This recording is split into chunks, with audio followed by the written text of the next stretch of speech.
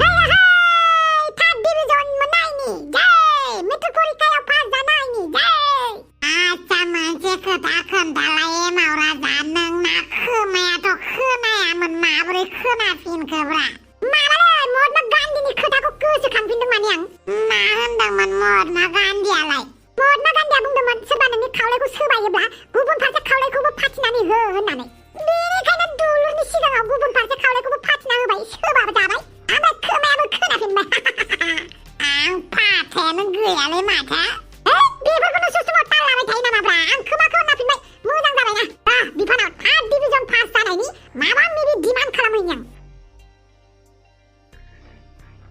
आं आफा आं मेट्रिक परिखाखौ पास खालामबायथ' थार्ड डिभिजनाव बा अख्रांनि हाथरखिखौ थुख्लायनाय बायदि मोनथारदों नामा नों थार्ड डिभिजनाव पास खालामनानै आफा थार्ड डिभिजनाव पास खालामनायाबो मामुलि नङाथ' दानिया बेफोरखौ बाद होदो आंनो मा नांगौ बेफोरखौ गोसो होनानै खोनासंदो आफा दानिया नोंनि खोमाखौ मैदेरनि खोमा बायदि गुवार खालामनानै लादो आरो खोनासंदो मेट्रिक परिखायाव पास जानायनि थाखाय आंनो मा नांगौ आच्छा एमाव बेटा मा नांगौ नोंनो थार्ड डिभिजनाव पास जानायनि थाखाय आंनो केटीएम बाइक नांगौ RC 200 ना मा होनो बेखौ आच्छा बार' थाइबानि लारु बाइक खिथु गोजौआ नङा होमबा दाफा मा खिथु गोजौ जालाबायनांगौ जाखो बाइकनि सिटासो गोजौ दा आच्छा ओमफ्राय आइफन नांगौ 14 Max Pro कलेजाव थांबाथाय सिख्लाफोरखौ फट' साफायनो सेकेन्ड इयारनि सिख्लाफोरा आंखौ नुनानै फाग्ला जानायनि ओमफ्राय खानायखौबो कालार खालामनोसै फारसेथिं गोथां फारसेथिं गोजा फारसेथिं गोमो निबा नुनाय बायदि अब्लासो सिख्लाफोरा आंजों खारफागोन आच्छा ओमफ्राय DSLR नांगोन आफा DSLR गैयाबा गावखौनो मेट्रिक परिखायाव पास जानाय बायदि मोननाय नङाना बेनिखायनो DSLR बो नांगोन आफा आंनो DSLR आच्छा बार' थाइबानि लारु मेट्रिक आनजादखौ थार्ड डिभिजनाव पास खालामनानै इसिबां डिमान्ड खालामदों नों आंनाव एमाव राजा फार्स्ट डिभिजनाव थांनाय बायदि आफा आं फार्स्ट डिभिजनाव थाङाखै नों मोजांसो मोननांगौब्रा जुदि आं फार्स्ट डिभिजन थांनायमोनब्ला नोंनाव हेलिकप्टारसो बिगौमोन आं आच्छा सेकेन्ड डिभिजनाव थांनायमोनब्ला ट्रेन गारिखौनो बिगौमोन नामा सिख्लाफोर रोगानो आफा मा खोथा बुंदोंब्रा नोंलाय नोंनि थाखायसो आं फार्स्ट डिभिजन आरो सेकेन्ड डिभिजन थाङाखैब्रा नोंखौ अननानैसो नङाब्ला गोसो जाबा फार्स्ट डिभिजनबो मोनगौमोन आं सेकेन्ड डिभिजनबो मोनगौमोनब्रा नोंखौ अननानैसो थार्ड डिभिजनाव पास खालामबाय आं आच्छा थार्ड डिभिजनाव थांनानै खिथु गोजौ बाइक नांगौ आइफन नांगौ आरो DSLR नांगौ बे माबा खम डिमान्ड नामा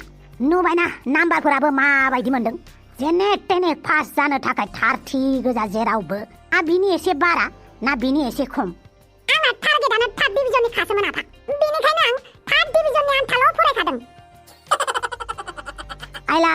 बेटा इसिबां खस्थ' खालामनानै फरायबाय नों थार्ड डिभिजन मोनगुलायबाय थेवबो नों फिसानो होनो हानाय नङा आं DSLR खिथु गोजौ बाइक आरो आइफन मिथिबाय मानि इसिबां डिमान्ड थार्ड डिभिजनाव पास जानानै बाइक नांगौ DSLR नांगौ खानायखौ गोमो गोथां गोजा लगायगोननो पास जाबानोखि इसिबां बुरजा बुस्थु नांगौ नामा नोंनो मा स्ट्रिमाव फरायगोन मा आयदा लानानै फरायगोन बेफोरनि टेनसन गैया बा सिख्ला फथायनो थाखायसो बिनो DSLR खिथु गोजौ गारि नांगौनो बेनो ओइ मायाव फरायनो सानदों नोंलाय मा स्ट्रिमाव फरायनो सानदों नों मोजां कलेजाव फरायहोनोबो नोंना पार्सेन्टेजआबो मोजां नङाना मा होननानै आं मोजां कलेजाव फरायहोगोन आं नोंखौ दा मोजां कलेजाव मोनला होनबा आं आफा नोंनि बे पार्सेन्टेज एसेल'लाय मा मोजां कलेजाव मोननांगौ जाखो नोंलाय होमबा बै खाथियाव सिख्लाफोरनि कलेज दङ दाथ' आफा आंना थार्ड डिभिजनसो जाहैबाय नालाय मोजां कलेजावबो फरायनो मोनलाबा बेनिखायनो आंखौ बै सिख्लाफोरनि गार्लस कलेजा बेवहायनो होदोब्रा आफा बेथ' सरकारिबो ना सोरनो ओमफ्राय खोन्थानाय नोंनो गार्लस कलेजाव हौवासाफोरखौ फरायनो होनाय जानो आरो मा गोदाव सोराव खोथा बुंलाबायदों बे एमाव फिसाया हिनजावसाफोरनि कलेजावलाय बोरै एडमिसन खालामना होनांगौ जाखो एमाव आबा आं बुंदोंसो दा आं थार्ड डिभिजनावसो थांदोंबालाय मोजां कलेजावबो मोनाबालाय बेनिखायनो हिनजावसाफोरनि कलेजावनो लगायनानै होदोब्रा बिनि खर'नि मेलेमखौ सोरबा खावनानै लांबाय बायदि मोनदों आं पुलिसनाव थांनानै FIR हैलायहांग्रोमोनदि नोंसालानि मेलेमा बहाबा गोमाबाय होनना आफा आंखौ एसेबां लाजि फोनांनाब्रा आं पास जादों नों रंजानांगौसोना रंजादोआनो आं गोसोजों गोसो नाथाय मोखाङालाय माथो रागाबा समफ्रें फिथाइ बायदि बुगाबा रागा जोङाखैमोन आं नोंनि डिमान्डखौ खोनानानैसो रागा जोंदों आं मा डिमान्ड बिदों बेलाय मालाय खिथौ गोजौ बाइक नांगौनो DSLR नांगौनो आइफन नांगौनो सेकेन्ड इयारनि सिख्लाफोरखौ इमप्रेस खालामनो थाखाय मालाय खानायखौबो गोजा गोमो गोथां कालार खालामगोननो बिदिसो होमबा बेना आखला पास जास्लाब मोना बायदिसिना बिहोलांबायानो आंनो माबा मोनसे होब्रा होमबासो आङो मेट्रिक परिखा पास जानाय बायदि मोनगोन ना मालायफोरा मालाय मेट्रिक पास जानायनि नाम खोन्थालाय आंनो नोंसोर खोन्थाबा सिनायनाय नङा सिनायाबाबो न'आव थांनानै सिनायहैगोन खोन्था सोरनि फिसालाया गारि लादों मेट्रिक पास जानायनि आं बिदिसो दा मेट्रिक पास जानायनि आंनो जेबो आरो नोंसोरजो आं थार्ड डिभिजनावसो पास जाबावदों अननानै पास डिभिजन मोनबा नोंसोर आंनो होखानांगौमोन ना माबा मोनसे ना मोनसे आफा जेबो आरो ना आंनो थार्ड डिभिजन पास जानायनि थाखाय आं एसेबां खुसिमोन थार्ड डिभिजनाव पास जानायनि थाखाय नोंनि नोम्फा एमाव राजासो मिथिबाय एमाव राजा नोंनि बे नाटकआ सलियाथ' मेट्रिक पास जादों नाम लगायनानै होगोन मोजाङै फराय साइकेल गंसे बायनानै होगोन बास साइकेल हा माथो साइकेल गंसे बायनानै होगोन बेजोंनो थांलाय फैलाय खालाम मानोबा खिथु गोजौ बाइक नांगौ बेनो बाइक गोमाराना आंनो खारगोनां न'निफ्राय खारगोनां आयु खारमारगोनसो नामासि बेलाय हांग्रिमोनदि सिन्था खालामनाङा ओरैनो नाटकसो खिन्थिदो बियो बाइक नांगौ होननानै बिनि नाटकआव इसेबो गोजावनाङा नों अब्लाबो बहाबा खारबा मा जानांगौ जाखो दे फिसाया आंबो बेफोरबायदि बैसोखौ बारग' होबायब्रा हांग्रिमोनदि मोनथिथारो आङो बेफोरबायदि बैसोआव मा खालामो मा खालामा बेनिखायनो सिन्था खालामनाङा नों दाहायनो न'आव खावब्ला नुजाफैगोन ओंखाम उखैबानो दे फैफिनबाथ' मोजाङानोहाय सिबाय पास जादों थेवबो जेबोखौनो इन्जय खालामनो मोनासै बेफोरखौ टेनसन खालामनाङा दा हरनि थाखाय एरेन्जमेन्ट खालामखाबाय आं बोरमा बेदर जाहोजोबनोसै बयनोबो नंगौ नामा गावआनो मालाय लोगोफोरखौ लिंहरखाजोबदों दावराव पार्टि होगोन होननानै नुवाखै नाटक खिथिनाया खारफ्लाना थाहैदों बाइक मोनगौबा DSLR मोनगौबा मोनसेबो होआ बिदि होदावबा दिनै मोनसे बिदाव गाबोन मोनसे बिदाव बिदिनो बिबाय थागोन नङाथाय माथोहाय मोनसेबो होदावनोनो नाङा खामानिनि बुस्थु नङाबा साइकेलखौनो बायनानै हो साइकेलखौनो एसे मोजां नायना बायना होनोसै आं रायजोफोर आंहाबो दुखु जाबाय रायजोफोर आंहाबो दाहा जाबाय आइयाबो अनला आफाया सैला मेट्रिक पास जाबाबो जेबोखौनो होला आंनो हा बै ससमिसालाय मानो गाबदोंब्रा मा जाखो बेथ' फार्स्ट डिभिजनसो मोनबावदोंमोन र' मानो गाबदों खोनासंहैनि एसे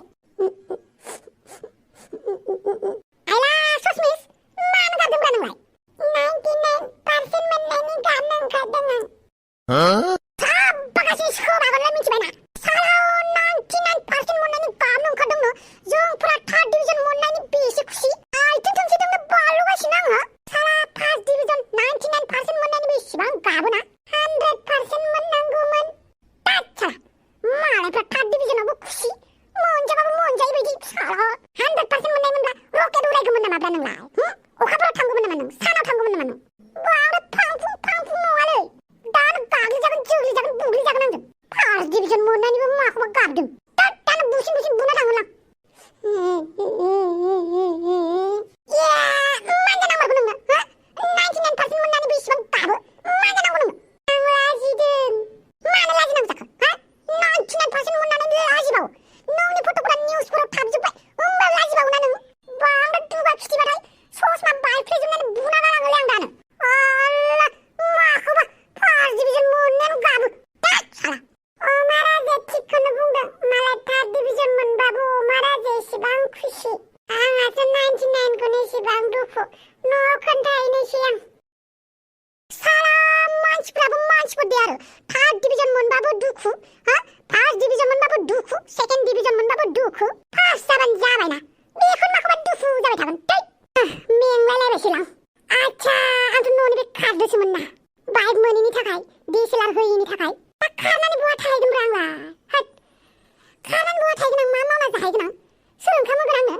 ट्रेन स्टेसनाव बिनानै जाबाबोथ' लासिंसिं जाथारगोनलै सिख्लाफोर एदावनो मोननाय नङा मालायफ्रा कलेजाव थांनानै बानलु बेदांमोना जायफ्रा मोना सिख्लाफोरजों दंफां साया रायलायगोन आंहा भिखारि जानानै थानांगोन ना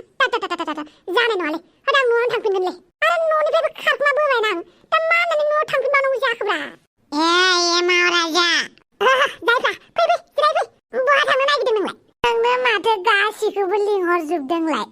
नोंसानि न'आव पार्टि होगोन होननानै बोरमा बेदर बुथारगोन होननानै बावनासो दङ आं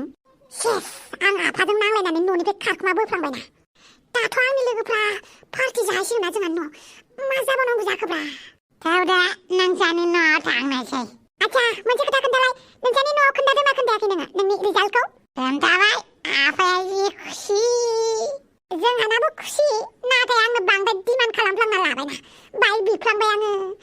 DSLR बिफ्लांबाय आं आइफन बिफ्लांबायना आं बिमा बिफाजों एसे थरख' जालायना फैबाय आरो दा बिदि जायो नामाब्रा उनाव लानो हागोनलै दालाय मानो नांगौ औलै बेफोरखौलाय उनावबो लागोन नङा होमबा थुदो न'आव थांनोसै लासिंसिंबाबो मोखांखौ देखायनोसै आं न'आव बिमा बिफानो मानसि गोदाना फावगालिया हस्पिटालावसो दंहैयोनो मानि थाखायब्रा फार्स्ट डिभिजन मोनैनि सेकेन्ड डिभिजन थांनायनि है साला थैदो थौ बेफोरनि थाखायनो थैयो नामा आंबो साला ससमिसखौ थिगसे रायनानै फैबायलै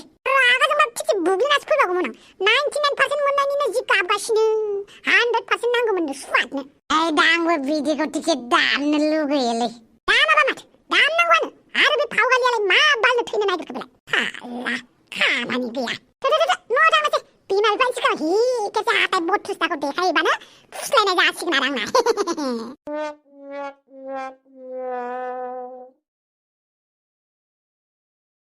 फावगालियाय मानो बेफोरबायदि खालामनांगौ जाखो दे नों मानो मुलि लोंनांगौ जाखो दे नों सेकेन्ड डिभिजन मोननायाबोथ' बेबो मोनसे नाम्बार नाय फावगालि बेफोरबायदि साननाया जोबोद गाज्रि सेकेन्ड डिभिजन थांबानिखि थैनांगौ बे बाथ्रा नङा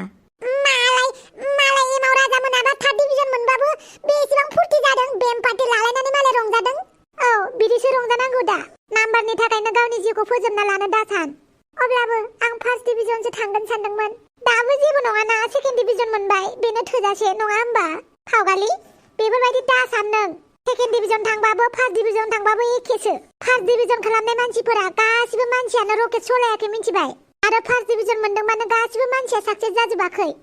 मालाबा थार्ड डिभिजन जानायफोराबो फेल जानायफोराबो साक्सेस जादों